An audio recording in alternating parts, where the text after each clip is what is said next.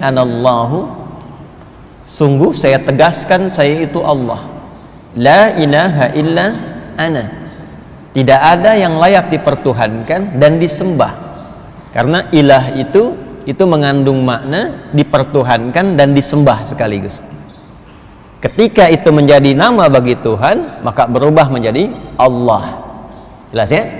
Makanya kita katakan la ilaha illallah, tidak ada yang layak dipertuhankan dan disembah kecuali saya, kata Allah. Fa'budni, maka kalau sudah beriman, buktikan itu dengan menyembah saya. Bagaimana caranya? Teruskan ayatnya. Wa aqimis salata lidzikri, tunaikan salat sebagai pembuktian untuk mengingatku, menyembah kepada Allah Subhanahu wa taala. Risalah itu terus berlangsung dari sebelum, bahkan Nabi Isa juga demikian. Nabi Isa salat, Yesus Mesias salat. Di Quran surah ke-19 Maryam di ayat ke-33, wa ja'alani mubarakan aynama kuntu wa awsani bis salat. Allah memberkahi aku di setiap keadaan, di setiap tempat dan waktu, dan mewasiatkan, memberikan pesan kepadaku untuk sholat. Jadi Nabi Isa sholat untuk membuktikan keimanannya, kehambaannya terhadap Allah Subhanahu wa ta'ala. Jadi sholat itu sekaligus selain sebagai pembuktian iman, juga pembuktian sebagai hamba, dan tidak naik status di atas hamba, tetap hamba. Karena itu Rasulullah SAW ketika akan menerima perintah sholat, status kehambaannya disebutkan dengan jelas. Itu di surah ke-17 Al-Isra, di ayat yang pertama itu. Subhanalladzi asra bi'abdihi, bukan birasulihi, bukan binabiyihi, tapi bi'abdihi, untuk menegaskan bahwa risalah sholat itu sebagai hadiah terbesar nanti dari proses Isra Mi'raj itu adalah pembuktian dari penghambaan seorang hamba kepada Allah Subhanahu wa ta'ala. Jadi kita bersyukur dalam kehidupan ini bila masih mampu menunaikan salat. Alhamdulillah.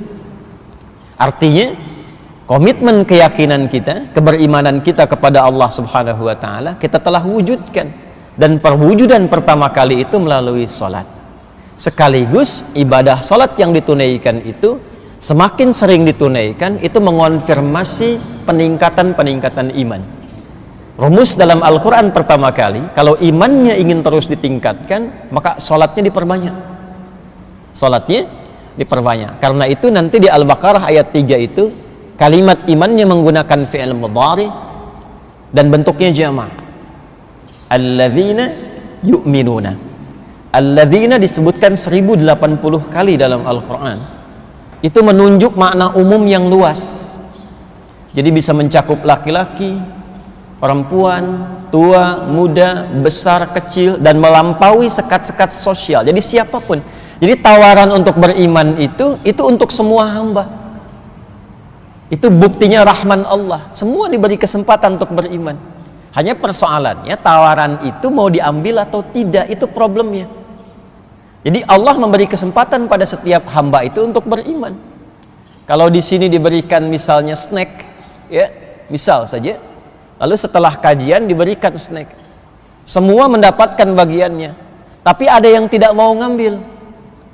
Begitu tidak diambil, sampai depan dia lapar. Saking laparnya kemudian pingsan. Pertanyaannya, yang salah panitianya atau jamaahnya? Jemaahnya, karena panitia sudah menawarkan, yang bersangkutan tidak mengambil. Jadi kalau ada yang tidak beriman, jangan salahkan Allahnya, karena konsep dasarnya semua diberikan kesempatan yang sama, cuma manusianya yang tidak mau ngambil. Fir'aun kan Fir'aunnya ngaku Tuhan, hobi bunuh orang, perbuatannya zalim, masih dikirimkan 2 orang nabi kan, Musa dan Harun, dan diperintahkan berdakwah dengan lembut. Itu Fir'aunnya. Karena itu konsep pemberian hidayah itu terbuka untuk semua, tinggal kita mau ngambil atau tidak. Itu yang dimaksud di Quran surah ke-29 Al-Ankabut itu, di ayat yang terakhir itu. Walladzina jahadu fina lanahdiyannahum subulana. Orang-orang yang serius mengambil hidayah yang telah kami tebarkan itu. Jadi pancaran hidayah itu seperti sinyal yang ditebarkan. Tinggal kita mau mengambilnya atau tidak. Jadi kalau antum ingin cepat dapat hidayah itu, Coba cepat cari tempat-tempat yang sinyalnya kuat mendapatkan itu. Anda kan kalau telepon sinyalnya lemah langsung keluar cari sinyal kan? Jalan sambil tunjuk-tunjuk padahal yang telepon nggak ada di situ gitu. Ini sinyalnya nggak ada nih gitu kan? Tapi Anda cari-cari supaya sinyalnya penuh lagi.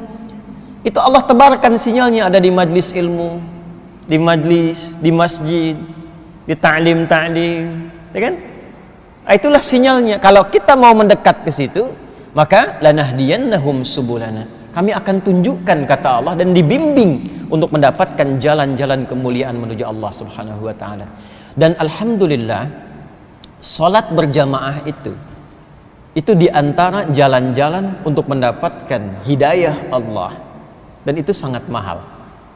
Biasanya di antara sekian surah-surah yang dibacakan oleh imam itu bukan sekedar permohonan yang ditujukan kepada Allah, tapi umumnya mewakili pesan-pesan penting yang menjadi kebutuhan seluruh jamaah yang menunaikan salat.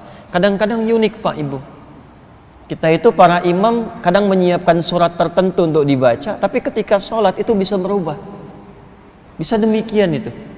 Ya, tadi dibacakan Quran surah ke-25 Al-Furqan tadi. Tadi itu dari ayat 68 sampai ayat 75. Surah ke-25 ayat 68 sampai dengan 75. Saya singkat saja pesan kuat yang penting di ayat tadi itu. Utamanya di ayat 70 dan 75-nya. Utamanya. Ya, di ayat 70 dan 75-nya. Jadi ini tawaran langsung dari Allah Subhanahu wa taala, tidak ada di antara kita yang sempurna. Idealnya semua menjadi ibadur rahman, hamba-hamba Allah yang penyayang, sikapnya yang lembut, yang baik, yang toleran dalam konteks kebaikan. Tapi kadang ada yang terperosok dalam keburukan. Lisan salah tutur, telinga salah dengar, mata salah tatap, bahkan ada yang melakukan dosa-dosa yang besar, tapi selalu diberi kesempatan oleh Allah untuk kembali. Maka di ayat 70-nya, illa man taba wa amana wa amila amalan salihah. Maka orang-orang yang mungkin pernah merasa salah itu bisa kembali menjadi soleh, kata Allah. Kalau dia mau kembali taubat itu kembali kepada jalan-jalan kebaikan. Jadi bahasa Quran itu indah sekali. Tidak ada memang yang sempurna di antara manusia yang bukan nabi dan rasul itu. Ya. Tapi kemuliaan manusia itu, hamba yang salah itu terletak kepada keinginan kuatnya untuk selalu berusaha menjadi soleh. Jadi yang dituntut dari kita itu usahanya. Karena itu saya sering berkata, Allah itu sangat mencintai seorang pelaku maksiat yang gemar bertaubat dibandingkan dengan orang soleh yang tidak pernah merasa salah. Ya.